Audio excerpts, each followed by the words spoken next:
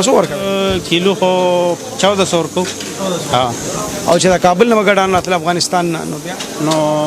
800 700 ډېر غټ فرق ډیر فرق دا رسونه مو ډېر راسي د قصې باندې یاره دی خو 15 شپه کال برابر ها شپه کال دا راته وایي یاره چې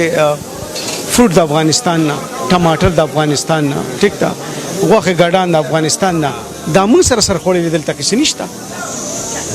ولاج دلته کمای دی نو ګډانوم کمای دی نه پوهږو چې دا څه لا د افغانستان نه افغانستان راځي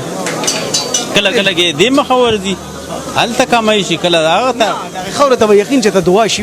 یاره کېدای شي ان شاء الله نه تا اوس سوچ کړی کنه چې ته جنگ پر روان دی او قسم چې هر څه کې ډېر او تیز او چې دې نه په ارزانیم ډېر درځي اوس په 800 روپۍ کیلو غوښه ده او مونږ دلته 1400 دا یو څپه کې 1400 روپۍ خرڅو هم واره نه کا